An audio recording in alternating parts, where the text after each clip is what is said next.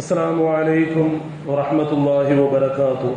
نحمده ونصلي على رسوله الكريم. أما بعد، قال الله تبارك وتعالى في القرآن العظيم والفرقان المجيد: أعوذ بالله من الشيطان الرجيم. بسم الله الرحمن الرحيم. وما من دابة في الأرض ولا طائر يطير بجناحيه إلا أمثالكم ما فرطنا في الكتاب من شيء ثم إلى ربهم يحشرون.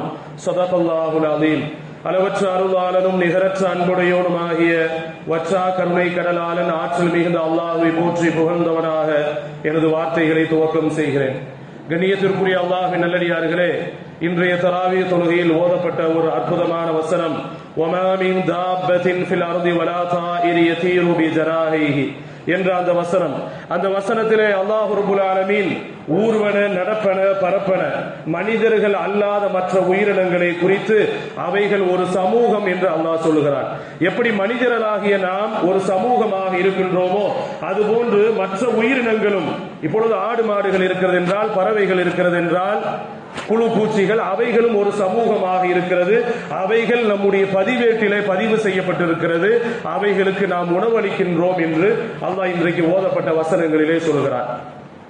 உணவளிப்பது மனிதர்களுக்கு மட்டும் அல்லாஹ் உணவளிப்பதில் சிறந்தவன் அல்ல, மற்ற உயிரினங்களுக்கும் அல்லாஹ் உணவளிப்பதிலே சிறந்தவனாக இருக்கிறான். மூசா அலைஹிஸ்ஸலாத்து வஸ்ஸலாம் அவருடைய காலகட்டத்திலே ஒரு முறை அவருடைய குடும்பத்திலே ரொம்ப வறுமையாக இருக்கிறது. அல்லாஹ்வின் மீது ரொம்ப நம்பிக்கை கொண்டவர்கள் தான். ஆனால் ஒரு கட்டத்தில் ரொம்ப வறுமையாக இருப்பதால் இப்படி இருக்கிறது, நம்முடைய நிலைமை இப்படி ஆகிவிட்டது என்று ரொம்ப கவலையாக இருக்கிறார்கள். அவர்களுடைய நம்பிக்கையை ரொம்ப வலுப்படுத்த வேண்டும் என்ற ஒரு அடிப்படையிலே அல்லாஹ் ஒரு படிப்பினையை அவர்களுக்கு அங்கு நிகழ்த்துகிறான். மூசா அலைஹிஸ்ஸலாத்து வஸ்ஸலாம் எப்பொழுதும் கையிலே ஒரு அசா வைத்திருப்பார்கள், குச்சி. அந்த குச்சியை வைத்துக் கொண்டு போகிறார்கள். ஒரு பாறையிலே அல்லாஹ் அடிக்க சொல்லுகிறான். ஒரு பாறை அடிக்கிறார்கள், அது பிளக்கிறது இரண்டாக. மறுபடியும் அடிக்க சொல்கிறான், உள்ளே ஒரு பாறை, அதை அடிக்கிறார்கள், அது இரண்டாக பிளக்கிறது. மறுபடியும் அடிக்க சொல்கிறான், ஒரு பாறைக்குள் 3 பாறைகள். அடித்தால் உள்ளே ஒரு பூச்சி இருக்கிறது, அதனுடைய வாயிலே இறை இருக்கிறது. மூசா அலைஹிஸ்ஸலாத்து வஸ்ஸலாம் கேட்டார்கள், உனக்கு எப்படி ரிஸ்க் கிடைத்தது என்று கேட்டார்கள். அந்த புழு பேசியது, அந்த பூச்சி, அந்த புழு பேசியது, அல்லாஹ் நான் இருப்பதை அறிகிறான், நான் பேசுவதை அவன் கேட்கிறான், எனக்கு அவன் ரிஸ்க் அளிக்கிறான், அவன் ரொம்ப பரிசுத்தமானவன் என்று அந்த பூச்சி பேசியவுடன் அதை கேட்டு அப்படி ஆச்சரியப்பட்டு போனார்கள் மூசா அலைஹிஸ்ஸலாத்து வஸ்ஸலாம். அப்படி என்றால் மனிதர்களுக்கு மட்டுமல்ல, மற்ற உயிரினங்களுக்கே அல்லாஹ் எவ்வளவு அற்புதமான முறையில் ரிஸ்க் அளிக்கக்கூடியவனாக இருக்கிறான். நாம் நம்பிக்கை இழந்து விட்டோமே என்று ரொம்ப உறுதியான ஒரு நம்பிக்கை அல்லாஹ்வின் மீது வைத்தார்கள். அதே போன்றுதான் சுலைமான் அலைஹிஸ்ஸலாத்து வஸ்ஸலாம் அவர்கள் உலக சக்கரவர்த்தி. அவர்களுக்கு எல்லா உயிரினங்களினுடைய பாஷையும் தெரியும். ஒரு முறை ஒரு எறும்பிடத்திலே பேசுகிறார்கள், சிறிய எறும்பு.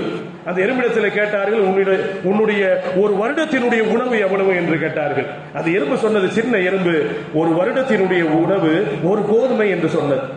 ஒரு கோதுமை எடுத்து ஒரு பாட்டிலுக்குள்ள போட்டு அந்த எறும்பை உள்ள போட்டு அந்த எறும்பை உள்ள போட்டு அடைச்சு வச்சுட்டாங்க.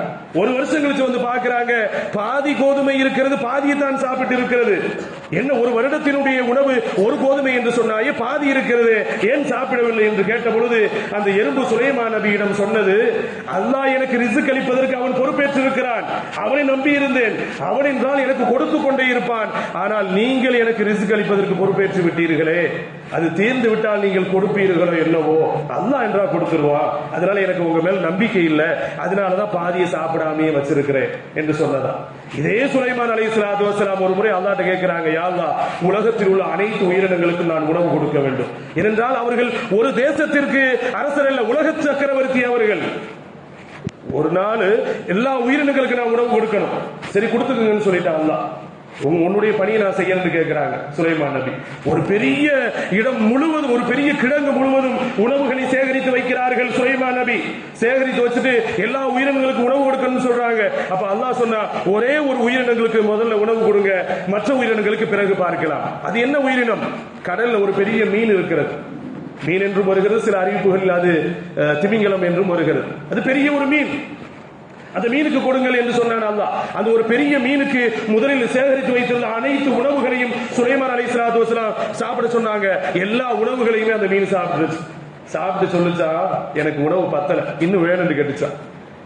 எல்லா உயிரினங்களுக்கு சேர்த்து வச்சிருக்க, எல்லாத்தையும் சாப்பிட்டு இன்னும் வேணும்னு கேட்கிறீங்க, நீ தினமும் எவ்வளவு சாப்பிடுவாய் என்று உலக சக்கரவர்த்தி சுலைமான் அலைஹிஸ்ஸலாத்து வஸலாம் கேட்கின்ற பொழுது அந்த மீன் சொன்னதாம், தினமும் 70,000 மீன்களை நான் சாப்பிடுவேன் கடல்களிலே. பெரிய பெரிய மீன்களை 70,000 மீன்களை தினமும் சாப்பிடுவேன் என்று சொன்னதா. அப்படி என்றால் ஒத்துக்கிட்டாங்க சுலைமான் அலைஹிஸ்ஸலாத்து வஸலாம், இறைவா உன் போன்று ரிஸ்க் அளிப்பதிலே சிறந்தவர்கள் யாரும் கிடையாது, யாரும் அளிக்க முடியாது என்று சொன்னார்கள். ஆகவே மனிதர்கள் அல்லாத எல்லா மற்ற உயிரினங்கள் அவைகள் ஒரு சமூகமாக இருக்கிறது, அவைகளுக்கு அல்லாஹ் ரிஸ்க்கும் அளிக்கிறான் என்பதுதான் இன்றைக்கு தொழுகையிலே ஓதப்பட்டது. அவைகளுக்கு உணவளிப்பது மட்டுமல்ல, அந்த உணவை பெற்றுவிட்டு மற்ற உயிரினங்கள் ஆடு மாடு கோழி ஊர்வன பரப்பன குருவிகள் பறவைகள் எல்லாம் என்ன செய்கிறது என்றால் 100% அல்லாஹ்வை வணங்குகிறது. மனிதர்கள் தான் அறகுறை. பறவைகள் இருக்கிறது தினமும் அல்லாஹ்வை தஸ்பீஹ் செய்கிறது. காலையில பறவைகள் பார்க்கலாம், அதிகாலை நேரத்தில் சப்தம் போட்டே இருக்கு, என்ன இப்படி கத்துது, அது தஸ்பீஹ் செய்கிறது. மனிதர்களுடைய வணக்கம் என்பது தொழுகை, மற்ற உயிரினங்களுடைய வணக்கம் என்பது தஸ்பீஹ். குருவிகள் பறவைகள் தஸ்பீஹ் செய்கிறது, எறும்புகள் தஸ்பீஹ் செய்கிறது. இப்படி நிறைய படைப்புகள் என்னவென்றால் அல்லாஹ்வை அது வணங்கக்கூடியதாகவும் இருக்கிறது என்பது மட்டுமல்ல, நாளை மறுமை நாளிலே அந்த மற்ற உயிரினங்கள் அவைகளும் நம்மை போன்று எழுப்பப்படக்கூடியதாக இருக்கிறது. அல்லாஹ்வுடைய பதிவேட்டில் பதிவு செய்யப்பட்டிருக்கிறது, நாளை மறுமை நாளில் எழுப்பப்படும். ஒரு கொம்புள்ள ஆடு கொம்பு இல்லாத ஆடை முட்டியதால் நாளை மறுமை நாளில் கேள்வி கணக்கு கேட்கப்படும். அந்த கொம்பில்லாத ஆடு முட்டு வாங்குச்சே, அந்த ஆட்டு பழி தீர்க்கப்படும், திரும்ப முட்டை வைக்கப்படும். அப்படி என்றால் மிருகங்களுக்கு அவைகளுக்குள்ளே அப்படி என்றால் ஏதாவது மனிதர்கள் மிருகங்களை மற்ற உயிரினங்களை பறவைகளை பூனையை கோழியை அவைகளை சித்திரவதை செய்தால் நோவினை செய்தால் அதற்கு நிச்சயமாக நாளை மறுமை நாளிலே கேள்வி கணக்கு இருக்கிறது. இன்றைக்கு எத்துணை பேர் முஃமின்களே ஆடுகளை மாடுகளை கோழிகளை எவ்வளவு சித்திரவதை செய்கிறார்கள். நாளை மறுமை நாளிலே பதில் சொல்லி ஆக வேண்டும். நமக்கு ஹதீசுகள் தெரியும். ஒரு ஹதீஸ்ல வருது, ஒரு நாளை மறுமை நாள்ல ஒரு சிட்டுக்குருவி தேவையில்லாதன் காரணமாக கொலை செய்ததால் அந்த சிட்டுக்குருவி நாளை மறுமை நாளிலே அது எழுப்பப்பட்டு அந்த சிட்டுக்குருவி வந்து சொல்லும், யா அல்லாஹ் இந்த மனிதன் என்னை தேவையில்லாமல் கொலை செய்தான், பழி தீர்க்க வேண்டும் என்று ஒரு சிட்டுக்குருவி சொல்லும். இன்னும் நிறைய ஹதீசுகள் இருக்கிறது. ஒரு சாலிகான பெண் தான், நல்ல பெண் தான், ஆனால் அந்த பெண் ஒரு பூனையை வீட்டில் அடைத்து வைத்து உணவு கொடுத்ததின் காரணமாக அவளை நரகத்தில் நான் பார்க்கிறேன் என்று ஹஸரத் முஹம்மது ஸல்லல்லாஹு அலைஹி வஸல்லம் சொன்னார்கள். மற்றொரு ஹதீஸும் இருக்கிறது, ஒரு விலை மாதுதான், ஒரு கெட்டவள் தான், அவள் கெட்ட பெண் தான், ஆனால் தாகித்திருந்த ஒரு நாய்க்கு நீர் புகட்டியதால் அவரை நான் சுவனத்தில் பார்த்தேன் என்று ஹஸரத் முஹம்மது ஸல்லல்லாஹு அலைஹி வஸல்லம் அவர்கள் சொன்னார்கள். அப்படி என்றால் மற்ற உயிரினங்கள் இருக்கிறது, நம்மை போன்ற அவைகளும் ஒரு சமூகமாக இருக்கிறது, அவைகளுக்கும் அல்லாஹ் உணவு கொடுக்கிறான், அவைகளும் வணங்கக்கூடியதாக இருக்கிறது, அவைகளும் நாளை மறுமையில் எழுப்பப்படக்கூடியதாக இருக்கிறது. ஆகவே மற்ற உயிரினங்களாக இருக்கக்கூடிய ஆடு மாடு கோழிகள் பூனை மற்ற ஊர்வன பரப்பன எந்த உயிரினமாக இருக்கட்டும் அவைகளுக்கு நம்மால் முடிந்த அளவிற்கு உதவுகிறோம் என்ற அடிப்படையில் அவைகளை பராமரிக்கவில்லை என்றாலும் பரவாயில்லை, எந்த உயிரினங்களுக்கும் உபத்திரம் கொடுத்து விடக்கூடாது. ஆகவே எந்த உயிரினங்களுக்கும் நோவினை செய்யாமல் இருப்பதற்கு அல்லாஹ் ரப்பல் ஆலமீன் நம் அனைவருக்கும் கிருபை செய்வானாக. ரப்பனா ஹப் லனா மின் அஸ்வாஜினா வ ذُرِّيَّاتِنَا قُرَّةَ أَعْيُنٍ وَاجْعَلْنَا لِلْمُتَّقِينَ إِمَامًا. اللهم ارحمنا برحمتك يا أرحم الراحمين. اللهم اغفر لنا ذنوبنا يا رب العالمين.